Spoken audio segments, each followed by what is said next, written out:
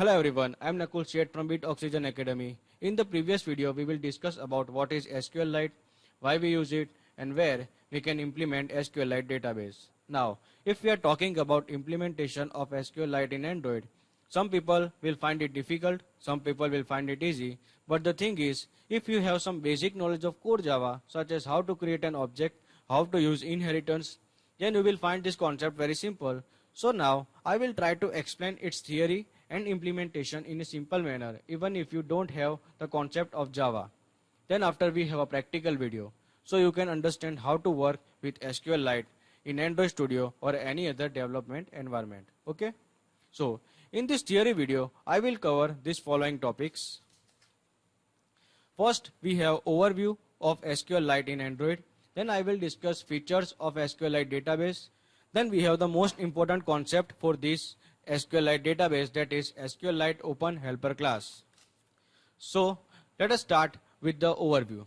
If you read a question such as explain SQLite in Android, then you can go through this theory that I have write in this slide. So the first line we have SQLite is an open source database, so you can use it for free. It is also a relational database which used SQL, that is structured query language. Next one is the most interesting thing about this database is SQLite is a local database, or we can say it is a private database to your application, because Android provides its built-in libraries in the middleware of its architecture, as its libraries are developed in C and C++. Now, take a look at the data types supported by SQLite. First one is text, which is similar to string. Next one is integer, which is similar to long. And the last one is real, that is similar to double in Java. So this is all about introduction part. Now let us see the features of SQLite database. So the first and the most interesting feature about SQLite is SQLite is an open source database. So we don't need to purchase any license to use this database. Second thing is SQLite is a private database to your application. So if you are thinking it is secure or not, obviously it is secure, because this database is only used by your application only. Third feature is standard complement. As we can say, SQLite comes with zero configuration, which means we don't need to set up anything to work with this database. It is also a lightweight database. And the last one is SQLite doesn't require any server to perform database operation, so we can say it is a serverless database. So this is all about the features of SQLite database. Now I am going to show you how to work with the database.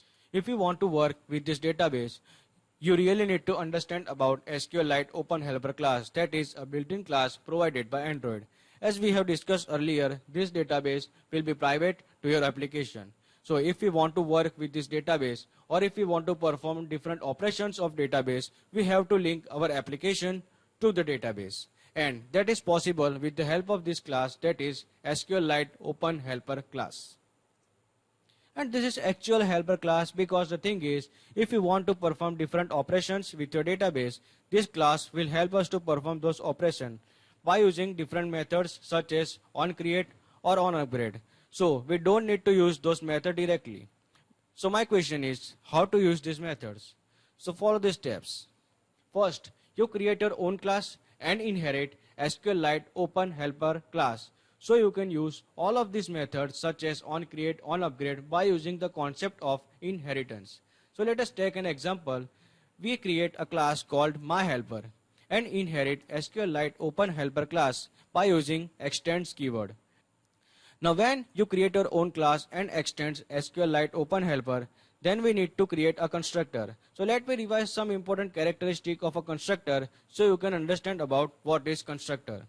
So first, characteristic of a constructor is, we can say a constructor is a special method of a class which has a same name as its class name. Second one, a constructor doesn't have any return type. And the third one is a method will automatically called, or a constructor will automatically invoked when we create an object of a class. So as per the characteristic of a constructor, we create a method which has same name as its class name. And also I didn't give any return type to this method. And when I create an object of this class, this constructor will automatically invoked. Now take a look at this parameter of this constructor. First one is context. Context is used to locating path to the database. That path is nothing but an object of a particular activity which we want to link with the database. Second one is name. This name is the database name. Third one is a cursor factory that is used to create an object of a cursor. And last one is the database version code.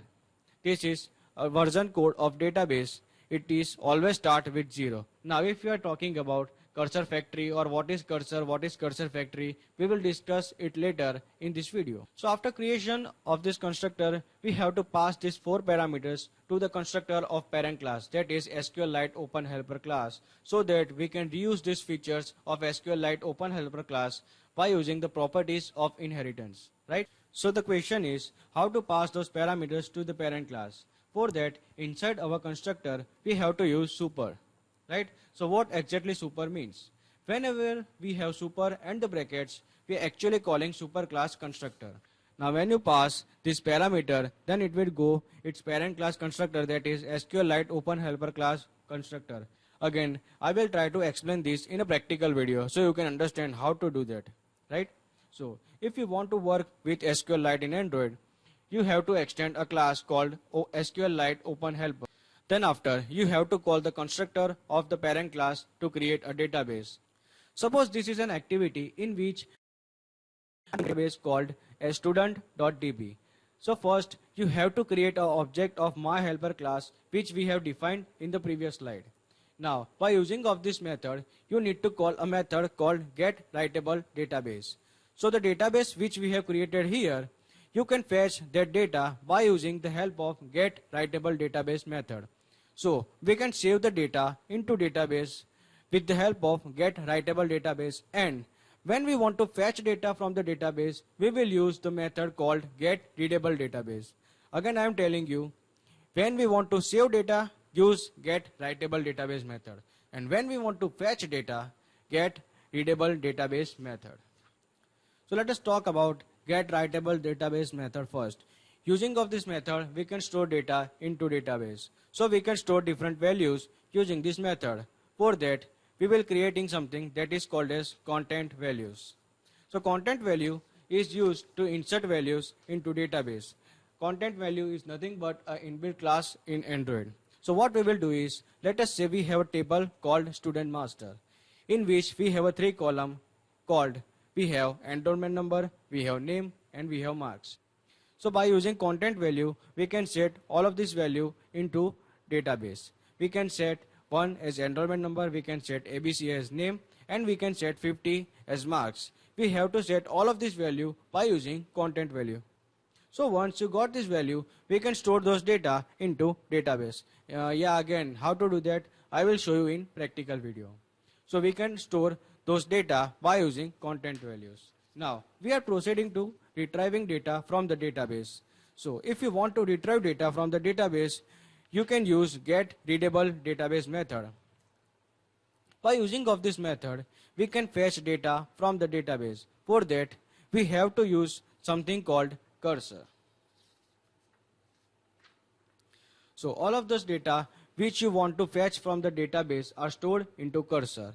Now suppose we want to fetch 3 rows and we want to traverse between these rows. So if I want to traverse row 1 to row 3, or I want to get some values of a particular column, then we will use some methods, right?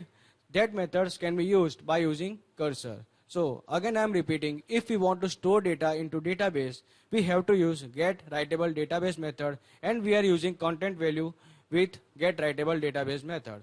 And if I want to fetch data from the database, I am going to use getReadableDatabase method with the help of cursor. Now what the next step or the next question is, where to write queries, right?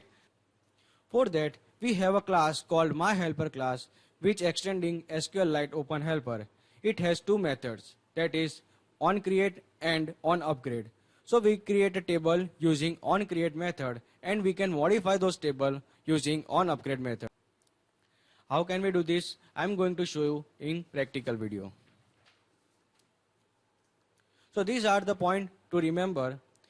The class we want to extend for the database is SQLite Open Helper class. Then two important methods, that is get readable database and get writable database. Then after two important classes, that is content value and the cursor. So once you're familiar with these terms, after this we can start the implementation of SQLite. So make sure after this video you must watch practical video of SQLite database so that you can understand how exactly work with the data. These are some questions which can be asked from this theory video. First one, explain SQLite database in Android, then its features, then where we can use SQLite database, and the next is important topic of SQLite database, that is SQLite Open Helper class. Then what is content value and cursor. All of those above questions are important with respect to your exam and interview also. So this is all about the theory part of SQLite database. That's all from my side. Thank you for watching this video. Do like and share this video, and don't forget to subscribe our YouTube channel and click on the bell icon to get regular update regarding video. If you have any doubt regarding this topic or regarding any Android topic, you can ask me in the comment section, or you can also contact me on info.bitoxygen@gmail.com, the email ID which I have provided in description below. So thank you for watching this video. Keep learning, keep growing, stay happy.